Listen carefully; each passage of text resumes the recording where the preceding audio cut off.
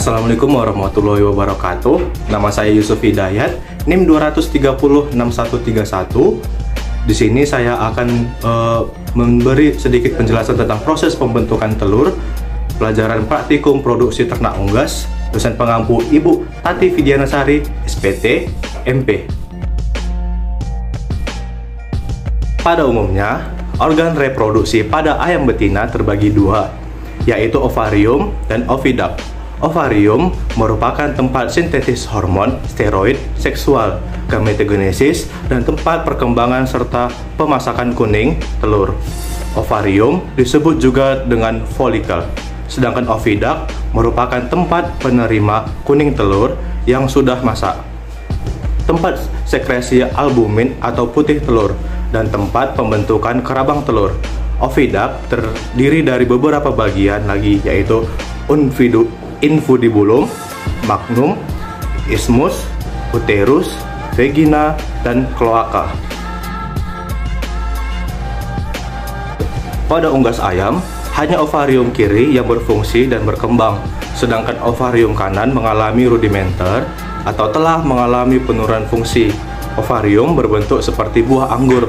Ovarium memiliki ukuran yang berbeda tergantung dari umur ternak. Pada saat ayam menetas, berat ovarium hanya 1,3 gram. Kemudian pada umur betina 12 minggu, panjangnya mencapai 1,5 cm. Dan pada usia 3 minggu sebelum dewasa, kelamin berat ovarium adalah 60 gram. Ovarium terdiri dari beberapa folikel. Ada yang berwarna kuning besar dan ada juga sejumlah folikel kecil berwarna putih, yang mana folikel ini adalah kuning telur yang belum dewasa. Ovarium terbagi menjadi dua bagian, yaitu korteks atau terletak pada bagian luar dan mendula pada bagian dalam. Korteks mengandung folikel dan pada folikel lah terdapat sel-sel telur. Sejumlah sel telur ini dapat mencapai lebih dari 12.000 buah, namun hanya beberapa saja yang mampu masak. Oviduct merupakan pipa panjang yang melipat dan merupakan tempat lewatnya yolk dan bagian telur lainnya yang disekresikan. Oviduct terbagi menjadi 5 bagian, yaitu infundibulum, magnum yang merupakan tempat sekresi albumen atau putih telur, isthmus merupakan tempat sekresi material pembentuk membran kerabang, dan vagina merupakan saluran menuju kloaka. Kemudian saya akan menjelaskan tentang proses terbentuknya telur sampai dikeluarkan melalui kloaka atau ven. Untuk yang pertama kali, yolk yang sudah masak akan masuk ke dalam infundibulum. Di sini terjadi sekresi sumber protein yang mengelilingi membran vitellina.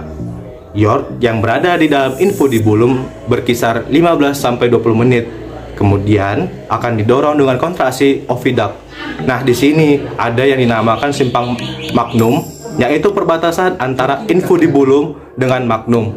Disinilah terjadi proses pembuahan. Jika spermatozoa sampai ke bagian ini sebelum yolk, maka dapat dipastikan telur yang dihasilkan akan infertil.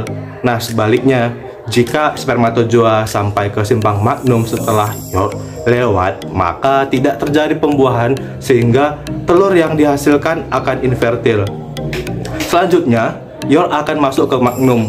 Disinilah tempat sintesis dan sekresi albumen atau putih telur. Magnum tersusun dari sel gobelet, yang mana sel inilah yang akan mensekresikan putih telur kental dan cair. Pembuahan yolk dengan putih telur yang terjadi di magnum membutuhkan waktu selama 3,5 jam. Untuk bagian dari albumen sendiri terdiri dari 4 lapisan, yang mana challenge atau tali penggantung kuning telur sekitar 23%, putih telur kental sekitar 57%, putih telur encer bagian dalam sekitar 17,3%, dan yang terakhir putih telur encer bagian luar sekitar 23%. Setelah yolk yang sudah dilapisi oleh putih telur akan masuk ke dalam ismus, yang mana di dalam ismus ini akan disekresikan selaput telur. Pada proses ini, telur akan berada di ismus sekitar 1 jam 15 menit sampai 1 jam setengah. Jika proses selaput telur yang sudah selesai, selanjutnya akan masuk ke uterus. Uterus terdapat 2 proses, yaitu dehidrasi putih telur dan terbentuknya kerabang telur. Warna kerabang telur disebabkan oleh sel porfirit yang akan terbentuk pada akhir mineralisasi kerabang telur. Proses mineralisasi sekitar 18-21 jam lamanya. Sumber kalsium untuk kerabang telur berasal dari pakan kalsium yang terdapat di tulang medulair ayam. Telur memiliki sekitar 8.000 pori-pori yang mana merupakan media masuknya udara untuk memasuk oksigen bagi embrio pada telur fertil. Akhir dari pembentukan telur adalah peletakan lapisan konsentris yang disebut kutikula, yang mana berperan sebagai pelicin jalannya telur keluar dari ven. Setelah telur keluar, kutikula ini akan segera mengering untuk menutupi pori-pori pada telur supaya mencegah pengeluaran udara yang terlalu cepat dan mencegah masuknya bakteri. Kemudian, telur yang sudah jadi akan melewati vagina dengan cepat, yaitu sekitar 3 menit. Dan setelah 30 menit kemudian akan terjadi ovulasi kembali. Kemudian pada ujung vagina terdapat kloaka yang merupakan bagian paling ujung dari luar induk yang merupakan tempat dikeluarkannya telur. Selanjutnya, pada sintesis yolk terjadi pembentukan dari komponen-komponen disebut vitellogenesis yang berada di dalam hati dan di bawah koordinasi dari hormon gonadotropin dan steroid.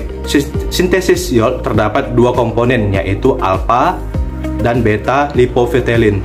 Secara skema yolk berasal dari pituitari atau kelenjar otak, lalu menghasilkan hormon gonadotropin. Kemudian hormon estrogen akan disekresikan untuk memacu nukleus supaya mensintesis protein. Asam amino yang berada di sitoplasma hati, kemudian dari sintesis protein akan dialirkan menuju granula yolk yang berupa vitellogenin atau fosfatin dan lipoprotein, lalu terbentuk yolk. Selanjutnya, proses sintesis albumin, yaitu terjadi di nukleus menggunakan agen RNA dan DNA menuju ribosom, mensekresikan messenger energy, lalu messenger energy mengeluarkan dari ribosom, lalu menyatu dengan asam amino menjadi asam amino rantai peptida, masuk ke sitoplasma. Di sitoplasma menghasilkan komponen albumin atau ovalbumin dan ovotransferin dan lain-lain. Selanjutnya, sintesis kerabang. Bahan utama kalsium dan HCO3. Untuk mendapatkan kalsium dibutuhkan bantuan kalsium dinding protein atau CABP yang bertindak sebagai transport kalsium menjadi kerabang. Sintesis ini bisa dikontrol dengan kehadiran B3 dan hormon steroid. Di muka sel pinggir kerabang terjadi metabolisme CO2 dan H2O menghasilkan H2CO3, lalu diubah lagi menjadi H2CO3 minus 1 dengan enzim karbon dianhidrid CO3 dan min 1 masuk ke cairan pinggir kerabang. Hidrogen dari CO3 dihadirkan kembali untuk digunakan lagi. Jadi bahan pembentukan kerabangnya adalah CaCO3. Baiklah, sampai di sini penjelasan saya tentang proses pembentukan telur dan biosintesis. Apabila ada salah kata saya mohon maaf. Assalamualaikum warahmatullahi wabarakatuh.